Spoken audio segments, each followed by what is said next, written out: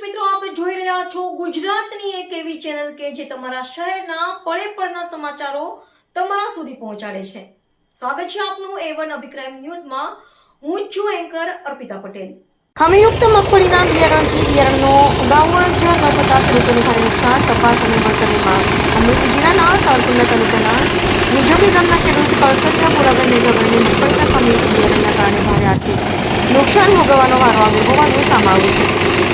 ખેડૂત દ્વારા આ અંગે તાલુકા કૃષિ અધિકારીને લેખિત ફરિયાદ આપી સમગ્ર મામલે તપાસ કરી જવાબદારો સામે કાર્યવાહી કરવા તેમજ થયેલા નુકસાનનું વળતર અપાવવા માંગ કરવામાં આવી છે. ફરિયાદ મુજબ ખેડૂતે તારીખ 6/5/2025ના રોજ મહુવાથી સપાયેલ એગ્રોજન્સી પાસેથી એરિનો ગ્રાઉન્ડનટ બોક્સર કંપનીનું 20 કિલો બિયારણ રૂપિયા 11,930ના ખર્ચે ખરીદ્યું હતું. ત્યારબાદ પોતાના ખેતરમાં નિયમ મુજબ વાવેતર કરવામાં આવ્યું હતું, પરંતુ વાવેતર બાદ લાંબો સમય પસાર થવા છતાં બિયારણનો ઉગાવો જ આવ્યો ન હતો, જેના કારણે ખેતરનો મોટો વિસ્તાર ખાલી રહી ગયો હતો.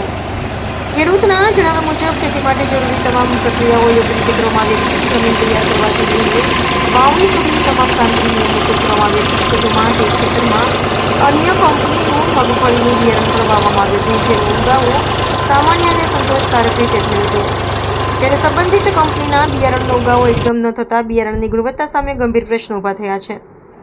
આ અંગે ખેડૂતે પાયલ એગ્રો એજન્સીનો સંપર્ક કરતા એજન્સી દ્વારા સ્થળ તપાસ પણ કરવામાં આવી હતી. જોકે તપાસ બાદ કોઈ યોગ્ય જવાબ આપવામાં આવ્યો નથી, તેમજ ખેડૂતને થયેલા નુકસાન અંગે કોઈ વળતર કે સહાય પણ આપવામાં આવી નથી. પરિણામે ખેડૂતને બિયારણની કિંમત ઉપરાંત જમીન તૈયારી, મજૂરી, વાવણી અને અન્ય ખેતી ખર્ચનું નુકસાન સહન કરવું પડી રહ્યું છે. ખેડૂતોનું કહેવું છે કે ખેતી પહેલેથી જ મોંઘી બની રહી છે અને ખેડૂતો અનેક પડકારો વચ્ચે ખેતી કરે છે. ત્યારે જો ખરીદેલું બિયારણ ઉગે જ નહીં તો ખેડૂતોની આખી સિઝન બરબાદ થઈ શકે છે. આવા બનાવો ખેડૂતોના આર્થિક જીવનને ગંભીર અસર પહોંચાડે છે. ખેડૂતે કૃષિ વિભાગ સમક્ષ માંગ કરી છે કે સમગ્ર મામલે તાત્કાલિક તપાસ હાથ ધરી બિયારણના નમૂનાઓની ચકાસણી કરવામાં આવે, જવાબદાર કંપની અને એજન્સી સામે કાયદેસરની કાર્યવાહી કરવામાં આવે, તેમજ તેમને થયેલા નુકસાનનું યોગ્ય વળતર આપવામાં આવે.